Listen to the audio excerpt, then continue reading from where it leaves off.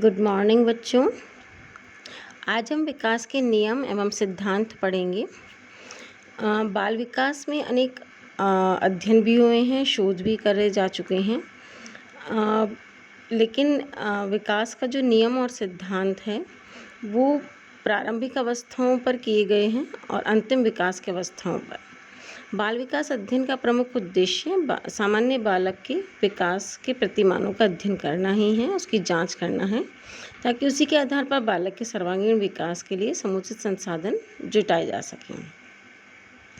विकास एक निरंतर चलने वाली प्रक्रिया है। इसकी गति कभी ज़्यादा हो जाती है, कभी कम हो जाती है, लेकिन सामान्य तौर पर अगर हम देखें तो सभी बालक विकास की प्रक्रिया एक ही तरह की होती है।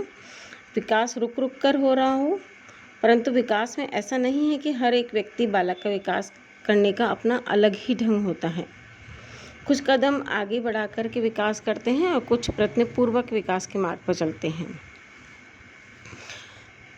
लेकिन यह सही है कि विकास जो है उसके कई नियम और कुछ अपने नियम और कुछ सिद्धांत होते हैं, उन्हीं के आधार पर विकास होता है। हम एक एक नियम पढ़ेंगे। पहला है विकास में, आप नियम भी कह सकते हैं, सिद्धांत भी कह सकते हैं। पहला है विकास में परिवर्तन होते हैं।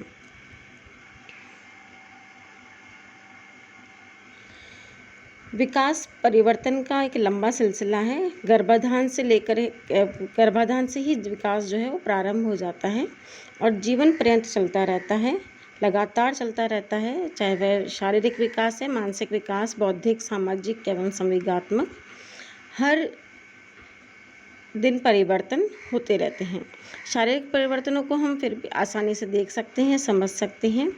शारीरिक परिवर्तनों के अंतर्गत बालक का वजन, लंबाई बढ़ना, हाथ पैर, चेहरों आदि में परिवर्तन होना है। और इसी परिवर्तन के कारण गर्भाधान के समय जिस शिशु का आकार एक पिन के समान होता है, वही शिशु 9 महीने के बाद पूर्ण विकसित होकर के एक मानव बन जाता है और जन्म लेता है। ऐसे ही वह धीरे धीरे विकसित होते हुए, परिवर्तन लाते हुए युवावस्था को प्राप्त कर लेता है और वयस्क हो जाता है। विकास में परिवर्तन केवल शारीरिक ही नहीं होता, बल्कि मानसिक, मनोवैज्ञानिक, बौद्धिक एवं संवेगात्मक परिवर्तन का अनुभव किया जा सकता है।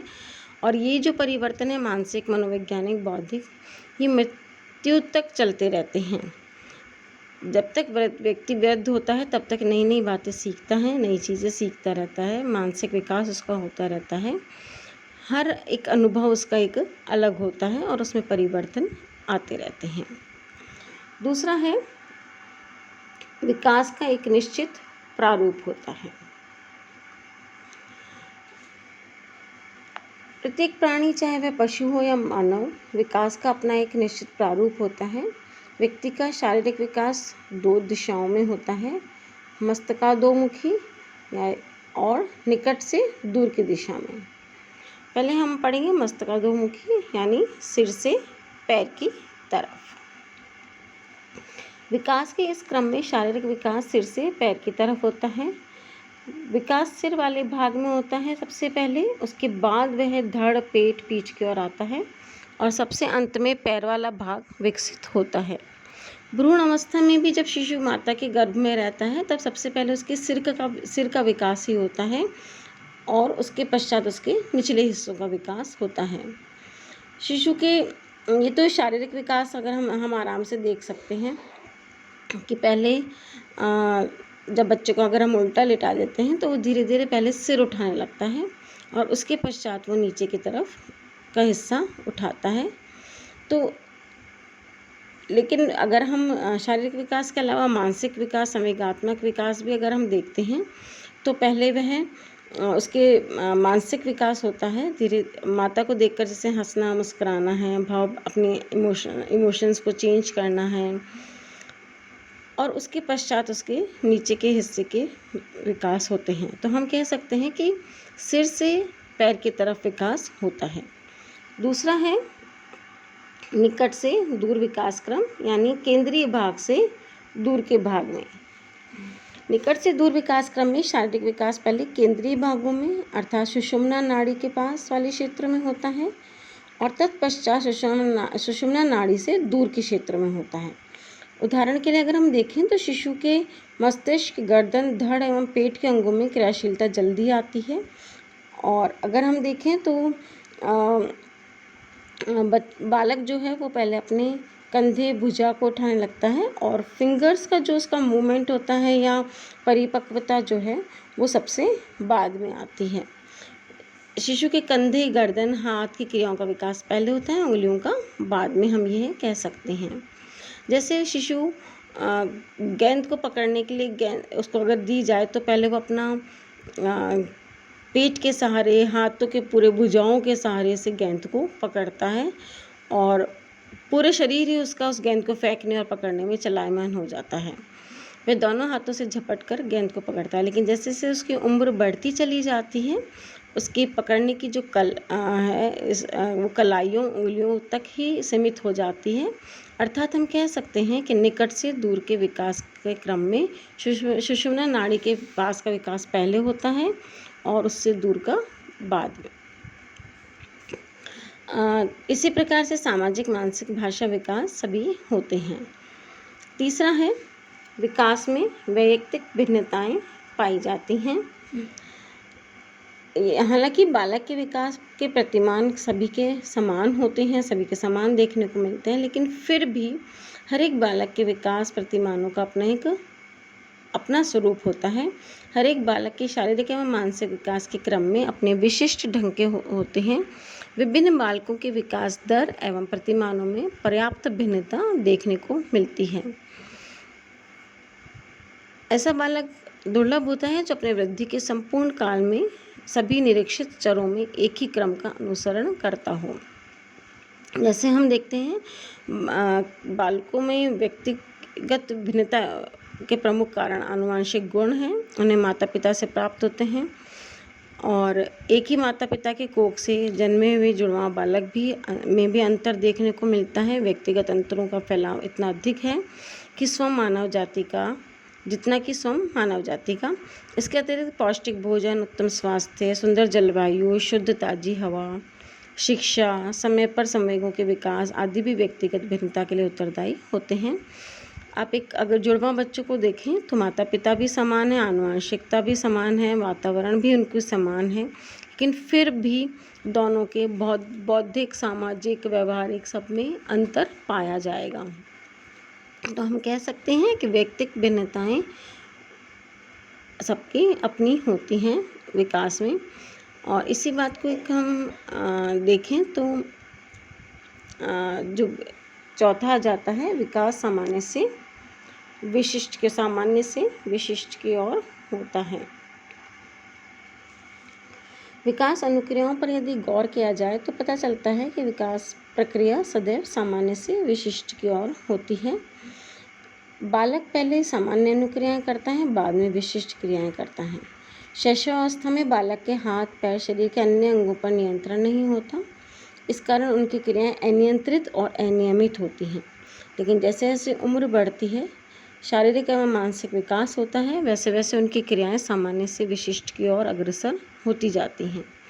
यदि 5-6 माह के शिशु को कोई खिलौना खेलने के लिए दिया जाए तो उसे पकड़ने में वो पूरे प्रयास में पूरे शरीर को गतिमान करता है और उसके पश्चात दोनों हाथों से, पूरी भुजाओं से, पेट से पकड़ता है उसको, क्योंकि तब तक उसकी कलाइयाँ, उसकी उंगलियाँ जो हैं विकसित नहीं होती हैं।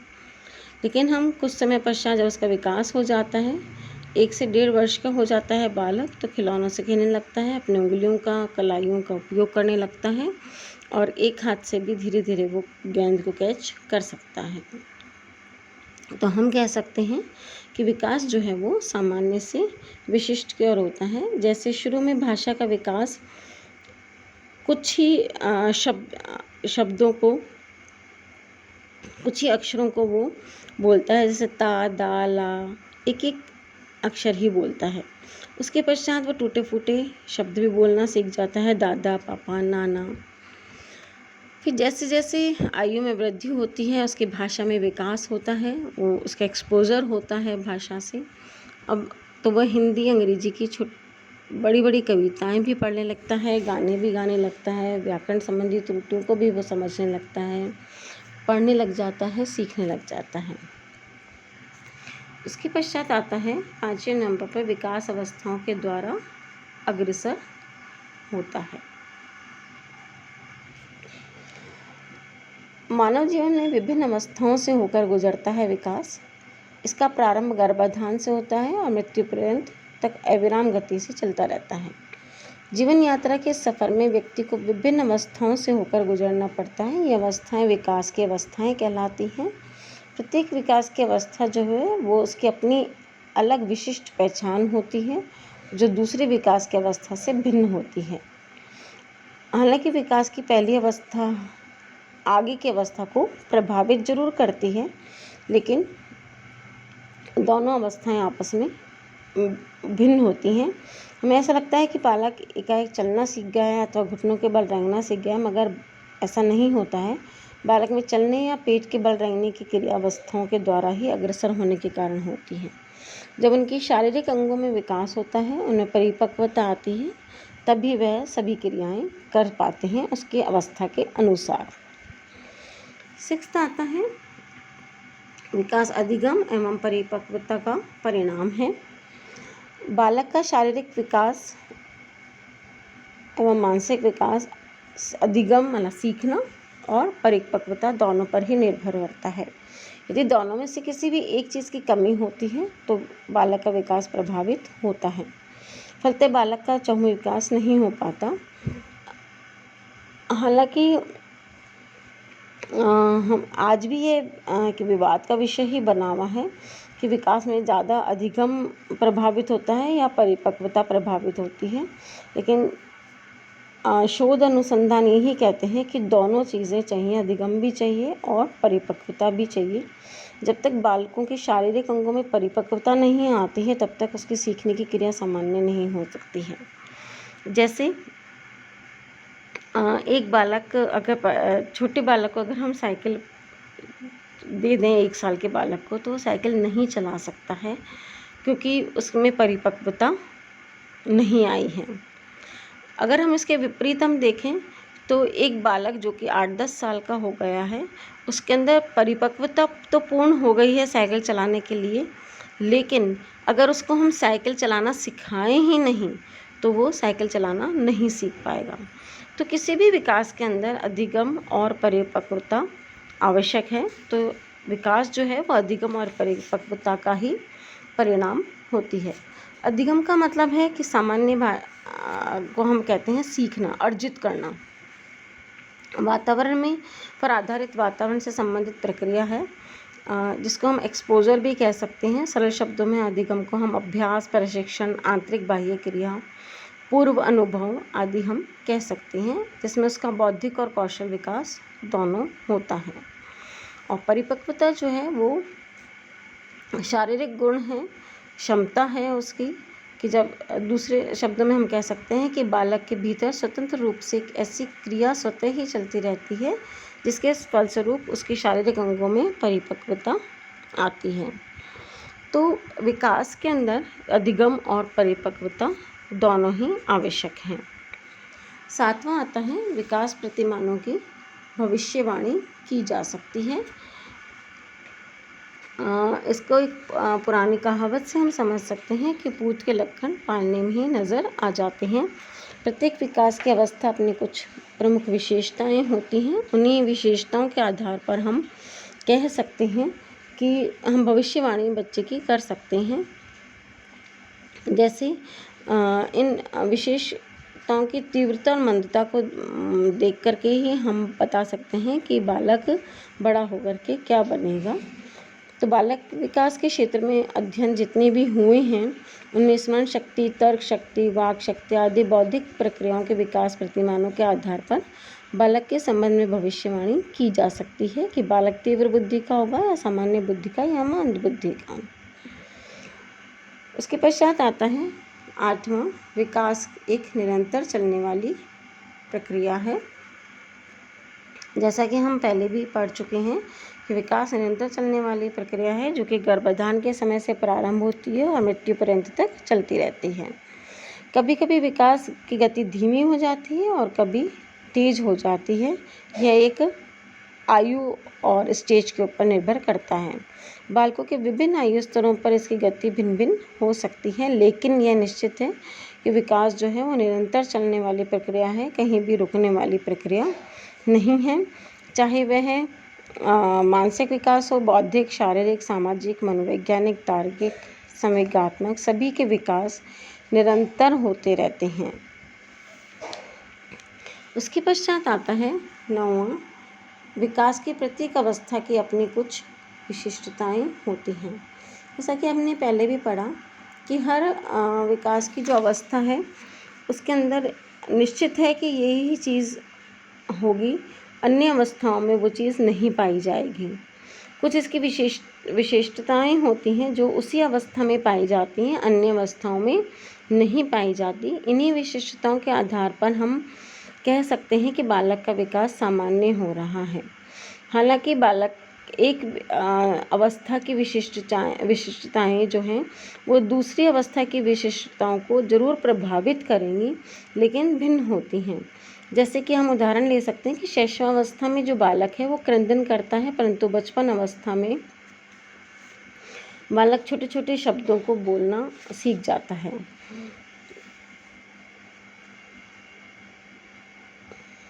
और कविताएं भी सुनाने लग जाता है। यदि बालक बचपन अवस्था में क्रंदन ही करे तथा शब्दों में वाक्यों को बोलना नहीं सीखे तो वह बालक की भाषा संबंधी समस्या कहलाएगी। हम इस प्रकार हम देखते हैं कि गर्भावस्था, शैशवावस्था, बाल्यावस्था, बचपन अवस्था शारीरिक विकास की दृष्टि से अत्यंत ही महत्वपूर्ण है। वैसंधि अवस्था, किशोरावस्था में बालकों में काम शक्ति का उदय होने लगता है। इस कारण वे विपरीत लिंग के व्यक्तियों से संपर्क मेलजोल बढ़ाना पसंद करते हैं। हम पाते हैं कि 2 चीज़ें हैं जो कि बालक के व्यवहार में मुख्यतः आती हैं। जैसे पहला है उस बालक के आयु स्तर के विकास प्रतिमानों की एवं उसकी व्यक्तित्व विकास की। परंतु समस्या तब उत्पन्न होती है जब बालक उन व्यवहार प्रतिमानों, उस विशेष विकास की अवस्था के व्यवहार प्रतिमानों के कारण नई परिस्थितियों, नए वातावरण में समायोजन नहीं कर पाता है। उसके बाद आता है 10वां, विकास के विभिन्न स्वरूप परस्पर संबंधित होते हैं। विकास के विभिन्न स्वरूपों में कुछ न कुछ संबंध अवश्य देखने को मिलता है।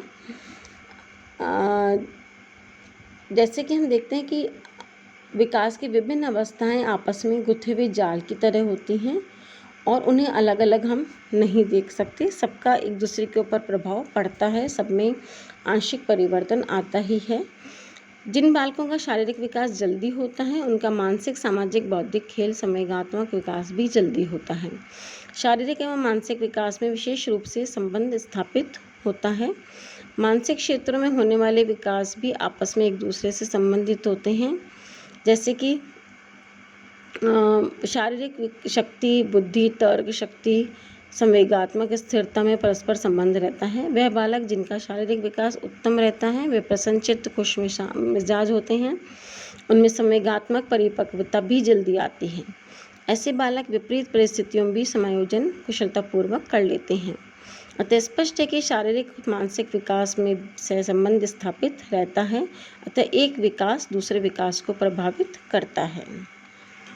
उसके पश्चात आता है विकास की गति भिन्न भिन्न अंगों में भिन्न भिन्न होती है। विकास एक अविराम गति से चलने वाली प्रक्रिया है, लेकिन सभी अंगों का विकास एक ही गति का इससे एक ही समय पर नहीं होता। शरीर के विभिन्न अंग भिन्न भिन्न समय पर भिन्न भिन्न गति से विकास करते हैं। शरीर के कुछ अंग जहाँ जल्दी विकसित हो जाते हैं वहीं दूसरे अंग विकास देरी से करते हैं। इसको हम उदाहरण स्वरूप समझ सकते हैं कि गर्भावस्था में शिशु के सिर का विकास बहुत तीव्र गति से होता है। इस कारण नवजात शिशु का सिर अन्य अंगों की तुलना में बड़ा दिखाई देता है। बाल्यावस्था में शरीर के कुछ अंगों का विकास तीव्र गति से होता है, जैसे हाथ और पैर, कंधे और वक्ष का विकास किशोरावस्था में तेजी से होता है। इसी प्रकार किशोरावस्था में बालक का नाक अन्य अंगों की अपेक्षा बड़ा दिखाई देता है। साथ ही गर्दन भी बड़ा दिखाई देता है, लंबा दिखाई देता है। किशोरावस्था में आंतरिक अंगों का विकास भी किसी का पाचन अंगों का हृदय, फेफड़े, अंग, आमाशय, वृक्क सबका एक अलग अलग समय होता है। जैसे प्रजनन अंगों का विकास जो है वो किशोर अवस्था में आकर के होता है। तो इस प्रकार शारीरिक विकास की तरह मानसिक विकास की गतियाँ भी भिन्न भिन्न होती हैं। जैसे बाल्यावस्था में बालकों में सृजनात्मक कल्पना का विकास तीव्र गति से होता है और इस समय बालक तरह तरह की कल्पनाएं करता है। कभी परिलोक का भ्रमण करता है, कभी भूत प्रेत के बारे में सोचता है। बाल्यावस्था में बालकों की प्रवृत्ति खोजी प्रकार की होती है और अपने माता पिता, शिक्षक, अपने आसपास के लोगों से हर समय वो प्रश्न पूछता रहता है। किशोर अवस्था में सृजनात्मक कल्पना अपनी चरम सीमा पर होती है। बाल्यावस्था में तर्क शक्ति कम विकसित होती है, लेकिन जैसे जैसे बालक की उम्र बढ़ती चली जाती है तर्क शक्ति का भी विकास होता चला जाता है। तो हम ये कह सकते हैं कि हर अब एज के अंदर अलग अलग अंगों का भिन्न भिन्न प्रकार से विकास होता है। उसके पश्चात आता है प्रारंभिक विकास उत्तरार्ध के विकास से अधिक महत्वपूर्ण है। ये तो हम सभी जानते हैं कि गर्भाधान के समय में सबसे अधिक तेज़ी से विकास जितना जीवन में कभी नहीं होता है तब होता है। तो और किसी भी विकास के लिए नींव पड़ना आवश्यक होता है, तो गर्भाधान के समय सबसे तेज़ी से विकास होता है। यदि बालक के प्रारंभिक विकास पर हम ध्यान दें तो शारीरिक विकास पूरे टाइम किशोर अवस्था तक तेज़ी से होता है, गर्भाधान के समय से लेकर के उसके पश्चात शारीरिक विकास नहीं होता है। इसी प्रकार बौद्धिक विकास देखें, सामाजिक देखें, मानसिक देखें, संवेगात्मक विकास देखें, 18 से 21 वर्ष की उम्र तक सभी विकास पूर्ण हो जाते हैं। बाद के जो विकास हैं वो अपने अपने अनुभव के आधार पर व्यवहार परिवर्तन में, कार्य करने के तरीके में आ सकते हैं, लेकिन मुख्य जो विकास होते हैं वो 21 वर्ष तक पूर्ण हो जाते हैं, चाहे वे शारीरिक हैं, चाहे मानसिक, चाहे संवेगात्मक और चाहे सामाजिक। तो प्रारंभिक अवस्था में हम ये कह सकते हैं कि प्रारंभिक अवस्था में विकास जो है वह बहुत तेज़ी से होता है और महत्वपूर्ण होता है, क्योंकि उसी समय सभी चीज़ों की नींव पड़ी हुई होती है और बाद के जो विकास होते हैं वो धीमे धीमे होते हैं और वो इतने इम्पोर्टेंट नहीं रखते हैं। उसके पश्चात आता है विकास के क्रम में संतुलन एवं असंतुलन की अवस्थाएं आती रहती हैं।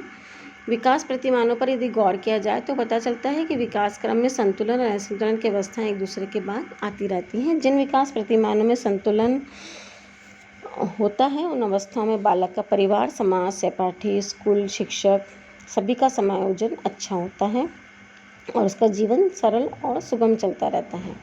जिन विकास प्रतिमानों में असंतुलन होता है उसमें बालक इस प्रकार का व्यवहार प्रदर्शित करता है जिससे समस्यात्मक माना जा सकता है। इन अवस्थाओं में समस्याएं उत्पन्न हो जाती हैं, परंतु यह जरूरी नहीं कि सभी बालक एक ही आयु में एक ही तरह के व्यवहार प्रदर्शित करें।